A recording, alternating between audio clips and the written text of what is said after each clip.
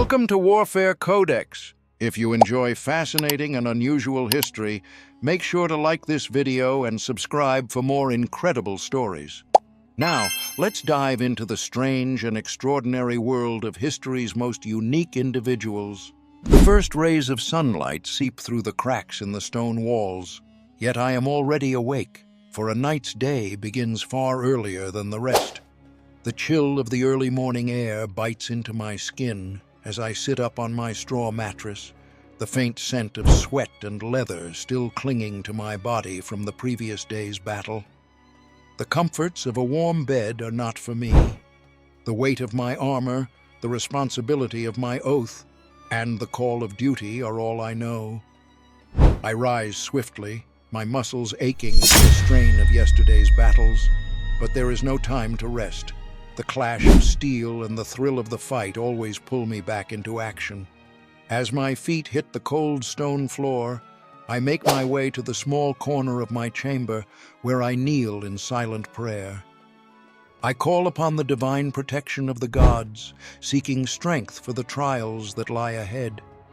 This ritual is more than mere habit. It is the bedrock of a knight's soul. Without the gods' favor, no amount of skill can protect me. The air is thick with anticipation, and I feel a sense of foreboding in my bones. Today will be no ordinary day. The distant sound of war horns reaching my ears confirms my suspicion. The enemy is near. I must prepare quickly. The first task of any knight is to don his armor. This is not a simple task. It is a ritual that requires focus and precision. I begin with my chainmail, pulling the heavy links over my head and shoulders. The cold metal settles against my skin, its weight a constant reminder of the dangers that lie ahead. The plate armor follows, its polished surface gleaming faintly in the low light. It is heavy, cumbersome, and unyielding, but it is the only thing that stands between me and death. Every piece of my armor tells a story of battle, sacrifice, and survival. My sword is next. It lies there, gleaming on the table, its edge sharpened to perfection. I grasp the hilt with both hands, feeling the familiar weight and the power that comes with it. This sword has tasted blood in many battles, and it will taste more today. With my blade in hand, I feel ready to face whatever the enemy throws at me.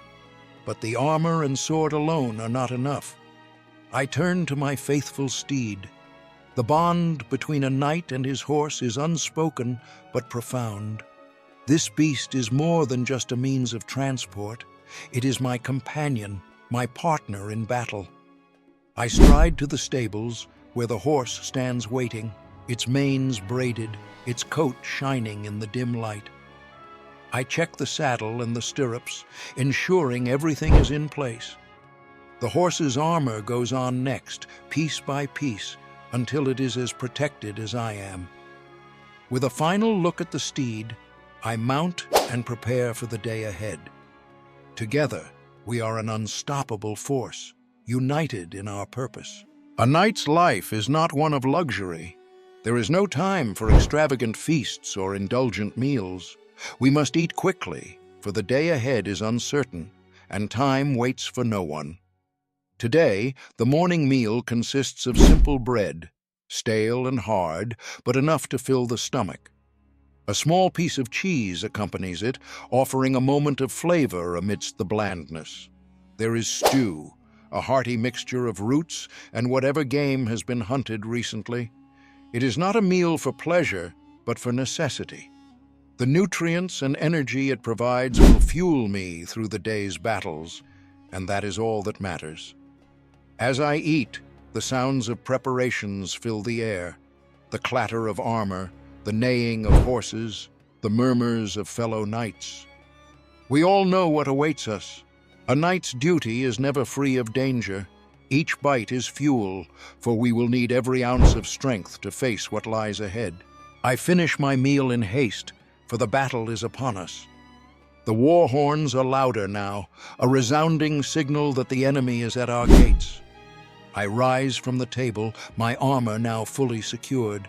The shield is strapped to my back, a trusted companion that has saved me in countless skirmishes. The blade hangs at my side, its weight reassuring, its purpose clear. I ride out with my brothers in arms, the knights of my order, and we head toward the battlefield. As we ride, I glance at the horizon, where dark clouds of smoke rise in the distance. The enemy is close, and the time for strategy has passed. Now, it is time for action. The enemy's flag waves in the wind, a banner of dark red, marked with the black symbol of a skull. Their leader is near, and I know that we will face his wrath soon. But it is not just their leader I fear, it is the sheer force of their numbers. The raiders are many, and their strength lies in the swiftness of their attacks. They move like shadows, striking and retreating, leaving only chaos in their wake. The sound of hooves pounding the earth fills the air as we charge. Swords drawn, we slam into the enemy's front lines, and the world becomes a blur of blood, steel, and sweat. The smell of iron and dirt fills my nostrils. The screams of the wounded echo across the battlefield, but there is no time for hesitation. The enemy is relentless, and my survival depends on my focus. I clash with the first raider, his axe coming down hard toward my head.